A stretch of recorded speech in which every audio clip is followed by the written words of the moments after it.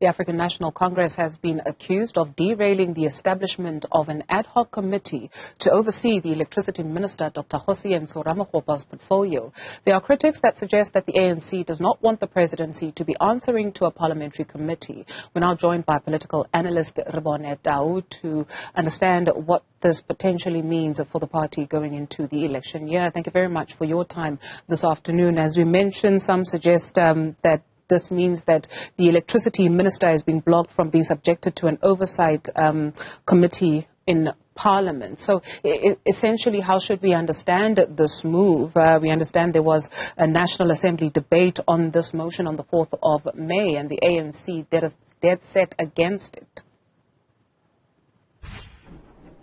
Hi, Dudu. Hi, Rebone. Can you hear me? Yeah, I can hear you now. Yeah. Okay. So what should we make of this debate that was had on the motion on the 4th of May, where the ANC was against, as some suggest, Ramaphosa being subjected to oversight by a parliamentary portfolio committee? I mean, this is a bit worrying. I mean, especially right now, if you've been following what has been happening in Parliament, all the ministers have been having their budget votes, and Sputla is the only minister who has not had a budget vote, So that means in terms of the money that he'll be spending as the Minister of Electricity, he's not accountable to the standard norms, that we know of, where portfolio committees there and the minister will present, the budget vote and how the money will be spent. So the question is, where is he getting the money? How is he going to account for the money? There's no department for Ministry of Energy. So there's a lot of things I think that the ANC is not being transparent about, and especially the president, because I think the president, having taken the decision to create a Ministry of Electricity, and I mean they've just been now even a statement that have just been issued by the presidency around even the powers, of the Minister of Electricity, that it even takes like the president so long, like almost 2 months, 3 months into office of having a Minister of Electricity. And now we know that there's been shenanigans at ESCOM, reports, of corruption that has happened in ESCOM, and now having a minister who does not even account to members of parliament. It's a bit worrying. Well, we understand them on the issue of funds, rather, that will come from the presidency. And so what should we understand, especially about that? Is that unusual? Yes, President, obviously. The question that how will President account, will be the Minister, the President will be the one speaking on behalf of the Minister of Electricity. I mean, we don't have, normally the Minister is the one who accounts, for anything, pertaining the portfolio that they've, or the mandate that they've been given, So this really shows that there's going to be a lot of confusion in terms of accountability, because what then becomes the role of Parliament when it comes to oversight on the energy crisis that we are facing as a country? Because this is not a small thing. This is a serious matter, and that's why the President took it upon him to actually create that Ministry of Electricity. But the question that why is it that he can't be interrogated like any other minister that we have in this country? So far this year, an ad hoc committee on Phala was blocked by the ANC, and now this. What does this tell you?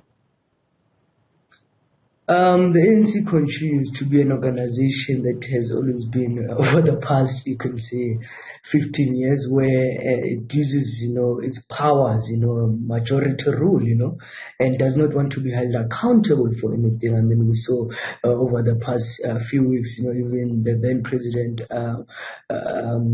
former President Thabo Mbeki, questioning, how the ANC, tried to, by blocking, the ad hoc committee on the Phala matter, So the ANC has got no political will to actually deal with issues, in an open and transparent way. So it's just a slogan even when President Ramaphosa speaks, because as the president of the republic, he should be leading by example. He should be showing us that whatever that he continues to preach, in the public domain, when he speaks at ANC gatherings or when he speaks as the president of the republic, that indeed this is an era where there is accountability, this is an era where there is transparency. But it's clear that those just remain slogans by the ruling party or by the president.